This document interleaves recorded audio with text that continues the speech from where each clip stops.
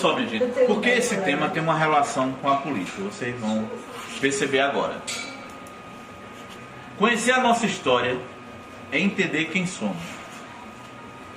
Primeira coisa de fundamental importância nessa afirmação, como é o nosso país, o mundo, né? E isso, a transformação da nossa realidade, do nosso país, do mundo, da nossa situação, muitas vezes, depende, em primeiro lugar, da gente se conhecer. Olha, um povo, um país que não tem história, que não preserva não tem a memória da sua história, não conhece a sua história, caminha para o nada. Porque não tem a referência. A gente está hoje, mas o que foi que veio antes da gente? Você não conhece. Então, se você não tem uma memória do que já foi, para servir de elemento de reflexão para o hoje, o seu amanhã está comprometido. Porque você não tem esse link, essa conexão entre esses três momentos que são fundamentais, não somente do ponto de vista do ser social, mas do ser pessoa. Porque o que a gente está falando aqui, conhecer a história geral, mas é importante você também conhecer a sua história, se conhecer, né? Se assumir, se reconhecer enquanto pessoa, de onde eu vim, qual a minha origem, qual a minha etnia, qual a minha ligação, qual a minha família, que história, porque isso enriquece a sua formação. Qual o meu sentido da minha existência enquanto pessoa humana? Define. Isso é legal demais. Porque eu mesmo estou fazendo uma pesquisa de toda a minha família. Estou construindo a árvore genealógica desde isso o é tataravô até os tataranetos que tem nesse momento. Isso é importante. É uma grande pesquisa, mas é uma importância muito grande. Por quê? Porque eu vou saber de onde eu vim e futuramente, quando eu não estiver aqui, e vários membros da minha família não estiver aqui, os bisnetos, tataranetos para lá vão saber de onde vieram. Isso é um documento que tem importância na família. Com certeza. Olha, eu acho que cada um da gente deveria escrever a nossa própria história. A gente vive como se a vivência fosse eterna. Como se não fosse morrer. Como se não fosse morrer. Hoje tudo. A gente tem uma caneta, a gente não pensa que vai acabar com a caneta assim. A gente se apega, né? Então, assim, é triste ver as pessoas, quantos e quantos jovens, perdem a vida. Pronto. A gente escuta muito. Estava numa festa, uns jovens, aí vieram, houve um acidente, morreu. Né? Aí você começa a se perguntar, mas como é que essa pessoa estava aproveitando a vida? Porque aproveitando a vida é só festa? É só ficar? É só curtir? Essa é uma parte do que você pode fazer de aproveitar a vida. Mas aproveitar a vida, acima de tudo, é entender o que é a vida. Como é que você está nesse cenário? Como é que você vive, né, no seu dia a dia?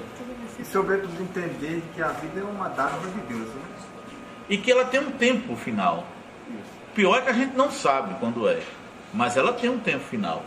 Você tem que adquirir muito conhecimento e saber passar para... Não é uma coisa para a gente se preocupar, assim, perder o sono, se desesperar, não, minha gente. Mas é uma coisa para a gente saber como a gente vive melhor. Porque tem coisas relacionadas.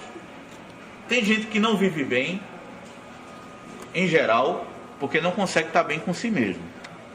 Está fugindo um pouco do tema, mas é só uma reflexãozinha. Parte da nossa vida tem a ver com os outros, tem. Eu não posso estar bem se eu não tenho um emprego, se eu não tenho como sustentar, se eu quero comprar uma camisa, uma calça, um tênis, uma meia, uma cueca, uma calcinha. Tem gente... Não, me diga.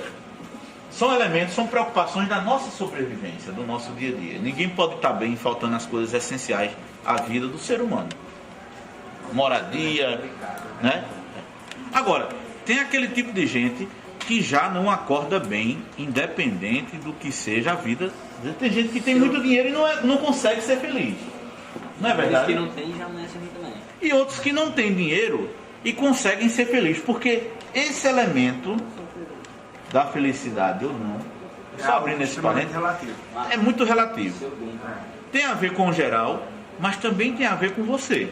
Com o espiritual também. Exato, com o espírito. Como é que eu encaro a minha vida, como é que eu encaro o mundo, como é que eu encaro as pessoas, como é que eu transformo as coisas que estão influenciando ou não o meu dia a dia. Então, isso tem muito a ver. Mas, Porque a felicidade é um estado de espírito. então, ninguém é cidadão ou ninguém é cidadã apenas se preocupando com o elemento coletivo. Também não é justo afirmar que você tem que acabar com as suas preocupações individuais e pensar só no coletivo. Você tem que se preocupar com você, sim. Agora, o que você não pode, é como o Bia estava... A gente não pode pegar, como ela citou bem o exemplo, e achar que essa caneta nunca vai acabar. Um dia ela acaba. Né?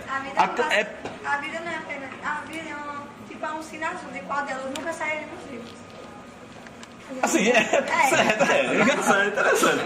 Mas é verdade, não tem como escapar dela, né? O vivo no final não fica, eu gostei. Então, essa administração de sentimento, de emoções, é uma coisa que é importante a gente trabalhar.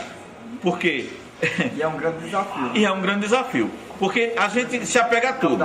Se a gente está namorando, a gente acha que nunca acaba o namoro. Se a gente compra uma sandália, um sapato, acha também que não vai rasgar, né, se acabar. Então, a gente vive muito esse dilema e predomina muito na nossa vida essa questão do ter muito mais do que o ser. Mas, sobretudo, a gente vive uma influência, que a gente vai chegar no meio de comunicação, mas para não atrapalhar, eu já fui longe demais com essa história.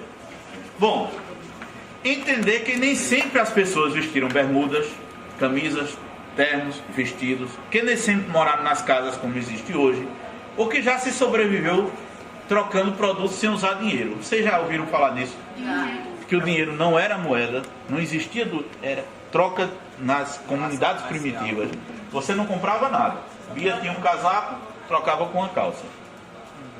Mas não tinha dinheiro. Os povos indígenas já existia o escambo, né? As comunidades primitivas. No entanto, não é preciso ir tão longe para chegar a um momento que ainda precisa ser muito estudado, a ditadura militar. Durante 21 anos, os militares comandaram o nosso país, nos quais, minha gente, a liberdade de ir e vir não existiram. Aí vocês podem perguntar, mas por que esse cara está inventando essa história, essa conversa hoje? Porque nós não vivenciamos esse momento. E é importante para a nossa formação, aquela história, saber o que já aconteceu, para ver como é que a gente cuida para isso não se repetir, porque não tem nada que seja impossível. De onde viemos, onde estamos e para onde vamos. Para onde vamos. Né? Então, nesse período da ditadura militar, a gente não podia fazer esse tipo de reunião. Não. A gente está discutindo alguma coisa de mal? Não. Mas ninguém podia falar do político, disso, daquilo outro, questionar, porque não era permitido. E nesse período, muita gente foi perseguida, presa, torturada, assassinada, tiveram que fugir do país para não morrer.